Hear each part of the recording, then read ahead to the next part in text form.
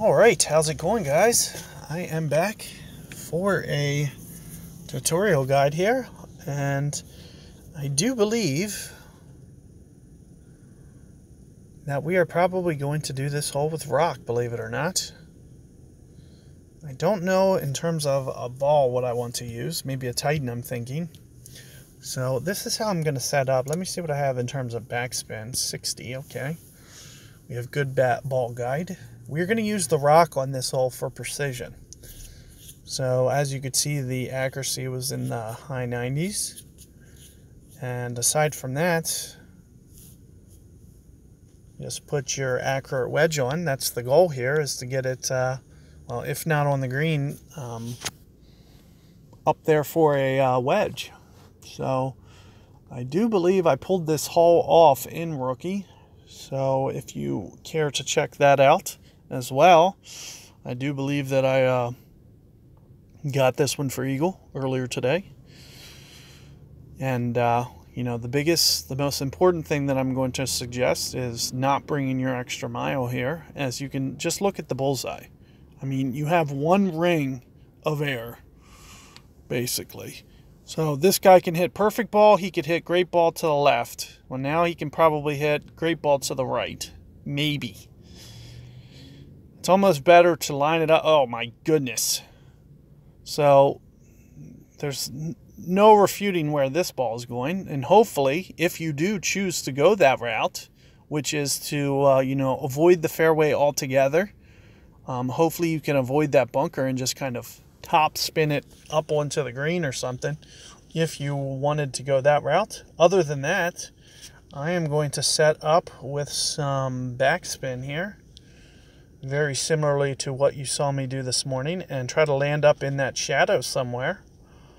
So here I am going to go with 3 backspin. Actually, let me go into 3. Make sure that is like a full 3 here. And you're going to see me launch it up into this shadow somewhere with some curl.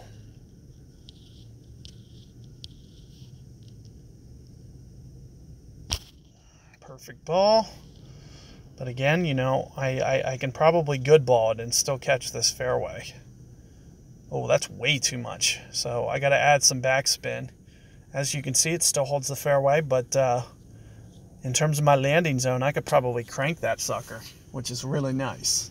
That's going to be a nice, it might even be worth, you know, backing off. Well, I don't know. I'm trying to think, like, what's easier, backing off the power or switching down to a katana? It just seems a little bit easier to, you know, crank it full power as opposed to backing off. I think the back off can be tricky sometimes. And there you see a nicely done hole out from the bunker.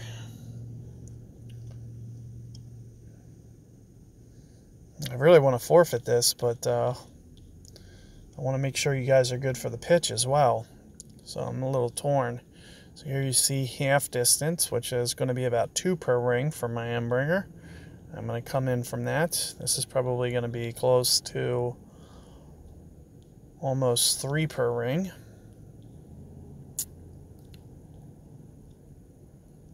So I'm going to go 3 rings here.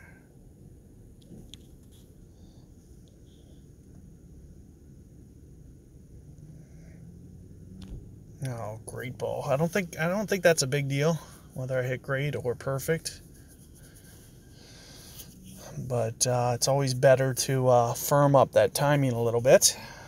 And like I said, I just wanted to make sure that you guys are sound for that pitch in case you wind up in a similar spot. You know, it's going to be very straightforward. If you have to use skewer or something, you're going to want to hone in on that accuracy a little bit better. So with Endbringer, I'm okay. But might not be the case if you skewered a great ball like that. So just something to be cautious of. And here you can see min club here. You're going to see me pull back. You know, I need to come over 5 rings worth, which is about here. I'm also going to, short hit this. That great ball's going to cost me. Come on, swing in. That would have been right on the hole had I not great balled that to the left.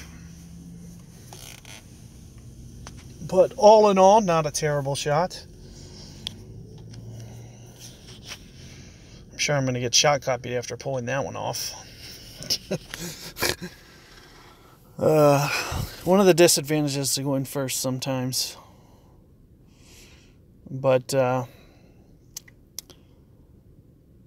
looks like, he's not short hitting it like I did. So it's going to go a little bit longer than mine. Shoot, ooh, that actually did kind of check up a little. Not bad.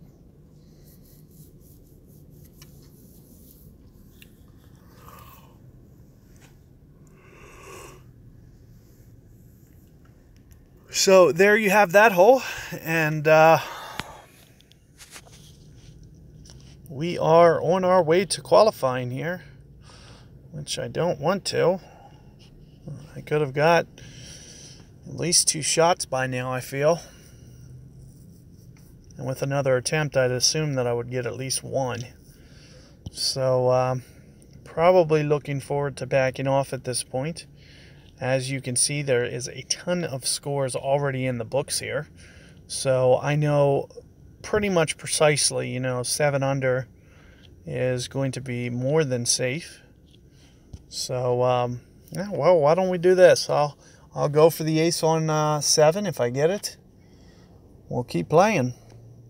If I miss it, then I'll just go ahead and forfeit right out. So good luck with that 6 hole. I have yet to miss it. So as you can see, it is probably going to be a very critical hole. You want to make sure that you're getting hole 6. So do everything in your power. If you are in pro and are going to take a similar approach to me, we could not see where my ball landed on the fairway on the very first hop there. So you might want to keep in mind that, I might be pushing the very end of that fairway. It's hard to tell when you can't see. So